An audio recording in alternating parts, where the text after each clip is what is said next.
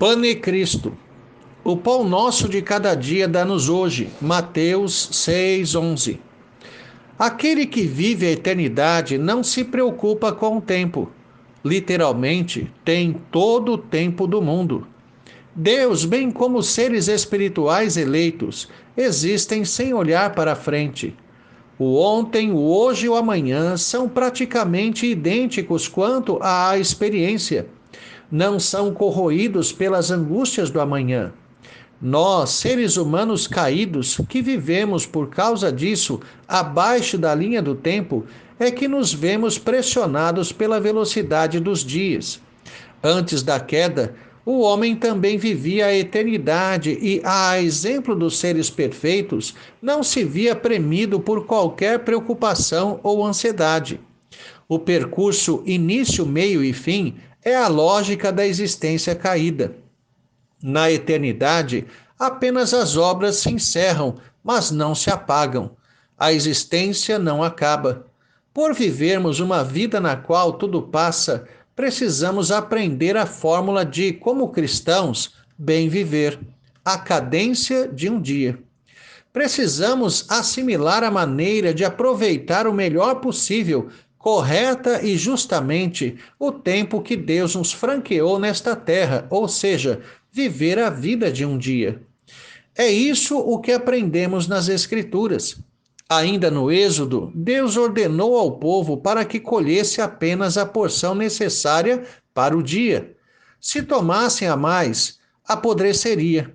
No Salmo 90, o único escrito por Moisés, o grande legislador suplica: ensina-nos a contar os nossos dias, para que alcancemos coração sábio. Verso 12. A sabedoria está ligada à percepção que a vida passa na sequência dos dias. No Novo Testamento, mesmo o mal é administrado em porção diária. Portanto, não vos inquieteis com o dia de amanhã, pois o amanhã trará os seus cuidados. Basta ao dia o seu próprio mal. Mateus 6,34. Nosso olhar para a vida, muitas vezes, é por demais abrangente. Queremos ter o domínio dos acontecimentos e, por isso, por vezes nos dedicamos a tentar projetar e antever todos os acontecimentos. Uma tentativa de antecipar lágrimas e sorrisos. Quando procuramos viver precipitadamente o amanhã, nos angustiamos, pois, por mais que queiramos ter certeza quanto aos acontecimentos, sabemos que não podemos controlá-los. É completamente impossível, muito além das capacidades de qualquer criatura, caído ou não. Assim, devemos focar apenas o dia de hoje. Se amanhã vai trazer prazer ou dor, isso está nas mãos de Deus. Sei que Ele me dará porção material e espiritual diária, necessária e suficiente para que eu viva em frente tudo aquilo que Ele mesmo determinou. Certamente, quando as Escrituras estabelecem a cadência de um dia para a vida do homem caído, não significa que não devo ter qualquer atitude preparatória quanto ao futuro. Se percebo que há nuvens negras no horizonte, no mínimo é sensato levar um guarda-chuva.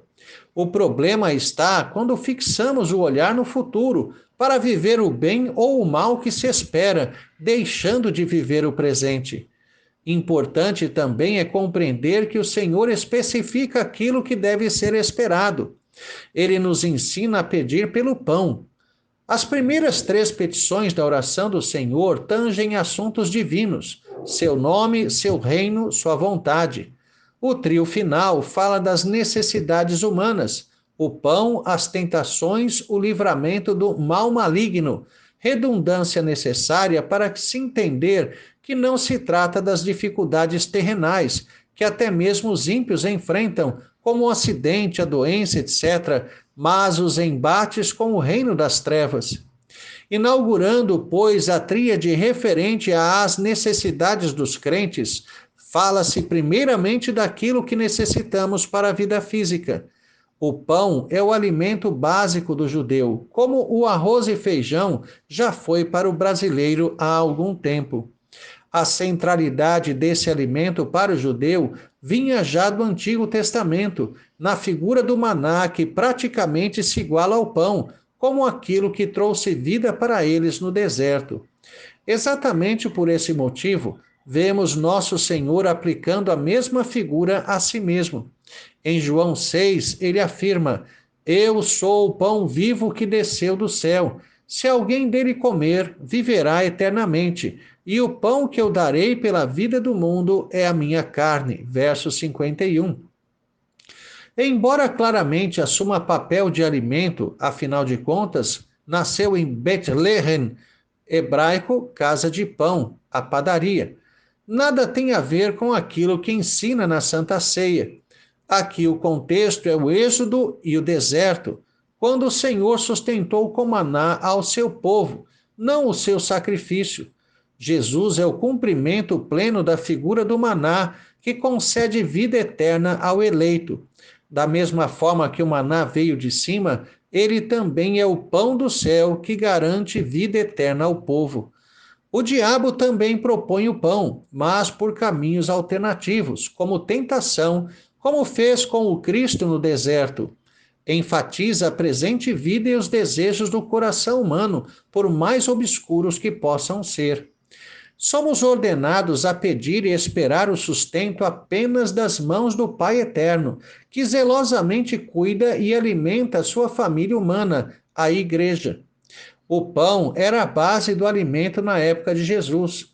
Comia-se pão com carne, com hortaliças e molhos. Entendamos que, ao nos ensinar a suplicar pelo pão, nosso Senhor nos estimula a pedir pelas coisas realmente necessárias, aquilo sem o que não há vida. Deus se compromete a nos dar o básico e vital, não a concretização dos sonhos de realização pessoal. Embora até mesmo nos abençoe com a consolidação de projetos de nosso coração, Ele não se compromete a ter que fazer isso. Além do mais, temos que tomar cuidado com aquilo que tanto queremos, para não assumirmos a postura de aproveitadores de Deus, usando-o tão somente para alcançar aquilo que desejamos para nosso próprio deleite. Lembremos que o único alimento que sacia realmente a nossa alma é Cristo. Alimentar-se espiritualmente do pane Cristo é doçura para a alma, mel ao paladar do nascido de Deus.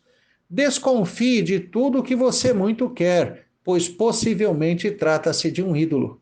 Portanto, devemos ser agradecidos pelo presente dia que o Senhor nos dá, olhando-o sempre como a única oportunidade que temos de fazer o bem e de viver para Deus, pois de fato é.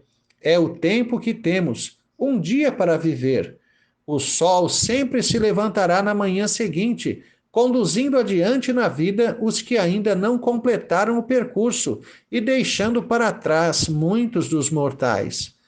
Para os que seguem, estes se tornam história. Embora ainda vivamos sob o despotismo do tempo, já temos a eternidade em nosso coração.